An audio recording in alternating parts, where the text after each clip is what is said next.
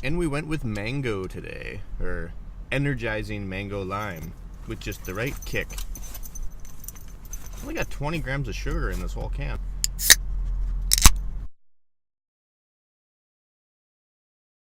Alright guys, what's up? Welcome to the Sunday video. I hope everyone's having a fantastic weekend. I don't know, whatever part of the world or country you're in, it is beautiful here right now. And it's amazing, you guys. So I just wanted, before we dug into this video, just to give you a thanks once again. I mentioned this last video, for sticking with me during the winter months, because it's really hard to get any interesting, decent kart content out in the winter time, because you might have a plan and it gets ruined, or everyone has their fun stuff put away. It just makes things 10 times harder. So thank you very much for sticking with me. I really appreciate it. So this Sunday's video, we are going to be wet sanding, cutting, and buffing our rattle can paint job on the Prius bumper cover. So before we dive into this video, I just wanted to talk about a few things really quick. Like I said, we didn't do this right away because I wanted to give the paint and the clear a little bit of time to cure. I think that's half the problem people have with rattle can paint jobs, is they don't give their paint any time to set up. They finish spraying it, as soon as it's tacky to the touch, they stick it on whatever they had and away they go. Well, your paint's still soft. It actually takes paint quite a while to completely cure. It doesn't dry, it cures. Anyway, so we got our clear sprayed in there, and the clear, from what I've found, works the best. And like I said, this is just what's worked for me. It's not necessarily the proper way to do anything. I let my paint tack up, but not completely cure, and then I spray the clear on that same day. I did go ahead and add a couple more coats of clear to it, just because I want to put a nice layer of protection on there. I used Rust-Oleum, you guys, because I wanted to use something that anyone could go find off the shelf. And honestly, I've had really good luck with Rust-Oleum. It holds up great. But one step that I do take is I do the polish over top. And honestly, guys, if people kept up on waxing their cars, they really wouldn't see these fading issues with their paint like they do, because it's literally protecting your paint from the sun and all the elements. So we're going to go ahead and cut and buff that and polish it. And not only to get the orange peel out, but again, more importantly, really, to protect it, because that spray paint doesn't have a hardener in it like a true paint you would mix up in a spray booth would. So again, guys, this bumper is not perfect by any means, but you know what? The funny thing is, most places that you get something sprayed in a booth, it's not going to be perfect either, unless you're paying top dollar to get something sprayed. So it really doesn't matter. We were looking for professional quality result, and I think that we've done a pretty damn good job achieving that. So I am going to Toyota right now, actually, because I forgot my sandpaper and all the stuff to do this at the shop, and then we're gonna hop into this video. So I'll be right back. Alright guys, so we're back in the garage. We got the bumper cover here behind me, all painted and cleared, and we got our supplies right over there, which we're going to go over in a minute. So this is, once again, the final step to getting this thing back on the car. We're going to do a wet sand, and then we're going to do a cut and buff. And I'm going to show you how to do that so you don't burn through your paint, and you get all this orange peel out. So forgive me, the lighting isn't the best in here, but I'm going to try to show you what I'm talking about. I don't know if it's going to show up real well, but you can see the paint just doesn't look perfectly smooth. So to combat that, like I said, we have to do a wet sand, where essentially you sand your clear coat with a really fine sandpaper. Again, there's probably different methods than what I'm about to show you to do this, but it's worked for me. I've gotten really good results. So we're going to go over our list of supplies. So right here, we have everything we need. So I got a few more microfibers that we're going to be using to wipe down the bumper. I got a Scotch-Brite pad. We got some new finish polish, which is like a wax. That'll actually be our last step. This is 3M, which 3M makes great product. That's all I'll ever use when I buy my sandpaper is 3M. And we got 1,000, 1,500, 2,000, and 2,500 grit. And then we're going to finish it off with a 3,000. I got some gloves over here, and this is the water. It's wet sand. We're not doing it dry because it's way too easy to burn through, so you're going to get the sandpaper wet. I put a few drops of Dawn dish soap in my water just so that the sandpaper is even a little bit more lubricated before we get sanded on this bumper. And actually, there's a pretty good shot. You can see the orange peel in the texture right there, and that's what we're going to be getting out. Alright, so we're going to get into it. I'm going to set you guys up. The first thing I'm going to do is just going to wipe the whole thing down just as it is with microfiber, get any dust and debris off of the bumper again so that that's not in our wet sanding process. So again, just first step, number one, dry rag as always, and just gently take your microfiber and get that dust and debris off of there. That's the number one step. I'm going to set you guys up, and then we're going to go through the whole process.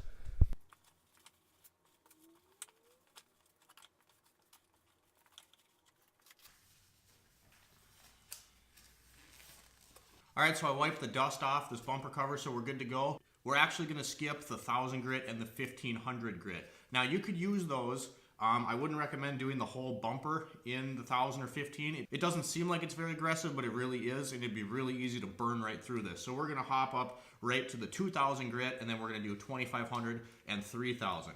When you do this, you don't need to apply crazy pressure. Now, if I had a lot of spots of dust and little bubbles and stuff in my clear, then I could use a 1500 grit and just kind of get those few little spots out. One thing that's really important though, no matter what step you're on, no matter what grit you're using, is to have some sort of Scotch-Brite pad or foam pad, so it's not just your fingers on the back of your sandpaper, because that's going to create different pressure points on the sandpaper, and some spots are going to get hit harder than others, and it's going to be really easy to burn through.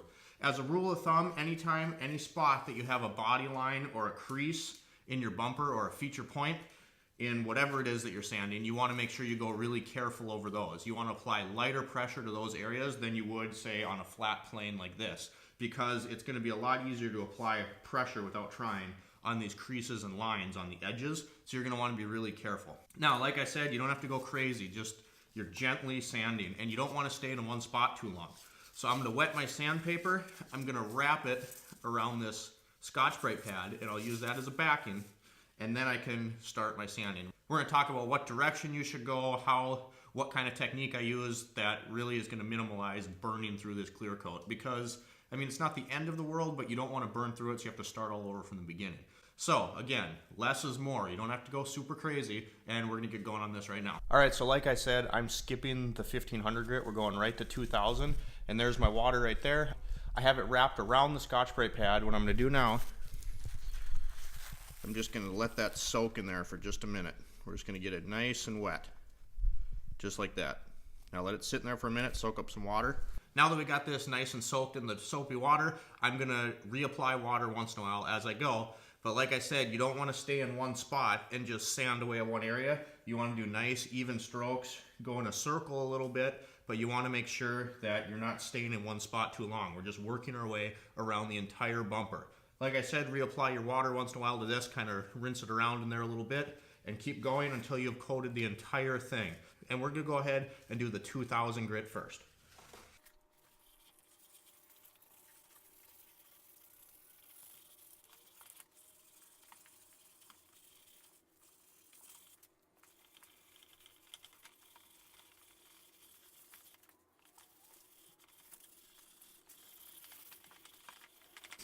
All right, so now we got the 2000 grit done. We're gonna move up to 2500.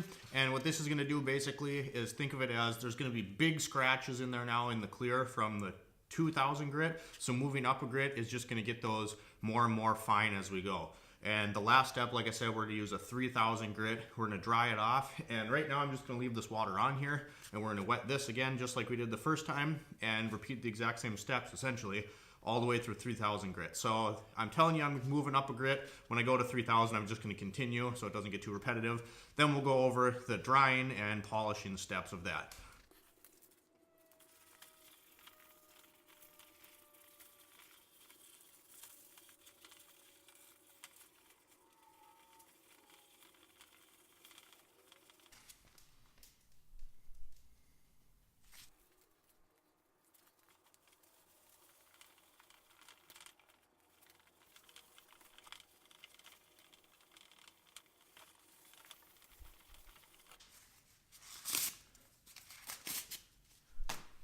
All right, guys, so we got all our wet sanding done. Again, we did a 2000 grit, a 2500 grit, and a 3000 grit.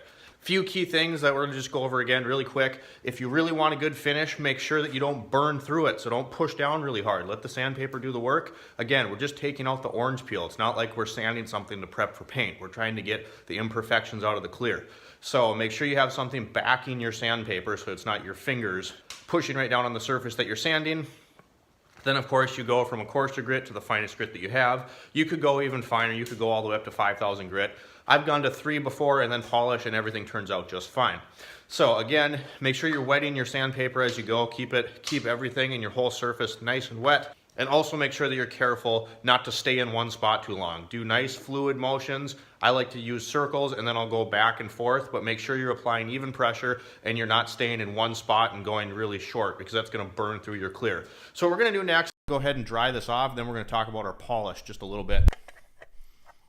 Yeah, look at that. So as you can see, it's kind of like a wax, but it's a little bit runnier. It's more of a paste. Just kind of work it in with a circular motion, and it's gonna haze up once you got it on there.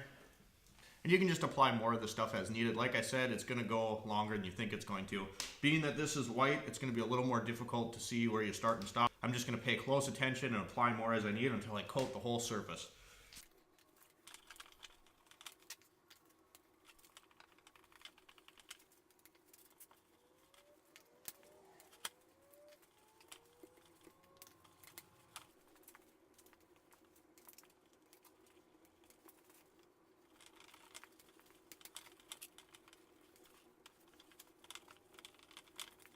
So we got the new finish polish applied to the bumper. I don't know if you can really tell in the video here, but it gets it pretty flat looking. And don't freak out, that's what it's gonna do, because it's gonna haze up. So I was pretty liberal with the amount that I used on here. I like to, liberal, Prius. Anyway, I like to make sure that I get the entire thing coated nice, and then what I'm gonna do is I'm gonna wait for it just to haze up a little bit. I'm gonna let it sit on there for just, I don't know, 10 minutes or so. Then I'm gonna go back with the microfiber, and this time, you're gonna apply some pressure, go in small circles just like this, and make sure you try to remove all of the polish that you can off of your product. So that's what's gonna create the shine, is a little bit of pressure, nice clean microfiber, and polish the entire thing, and you're gonna pull it off. Wax on, wax off. So I'm gonna let that sit for a minute, I'm gonna do that, and then I'm gonna catch you with the final product. All right, you guys, so we got all the polish taken off the bumper here, and it looks great. Again, I don't know if the camera is gonna exactly pick it up. We'll get a better idea when we look at the actual car, but I couldn't be more happy with the results. And like I said, don't freak out when you get done with your sanding and the thing looks flat, because the polish is going to restore that. Now, there's a second reason we do the polish, and that's because when you use something like a Rust-Oleum clear coat, it doesn't have the UV protection or hardener in it that, let's say, you would get in a professional setting. Now, there are products on the market that you can buy online, like 2K Clear makes one, and it actually has a UV protectant / hardener in the can that you puncture and activate. That clear coat will protect a lot better than this Rust-Oleum can. Again, I want to do more of a DIY type video, and Rust-Oleum makes pretty good products. But that polish, wax polish, whatever you want to call it, is going to help us protect this from the sun, and we apply that once a year, and you should be pretty good to go. Now, just to show you guys kind of how close this stuff matches, that plug, this plug right here is the original plug from the first bumper cover that got all smashed up.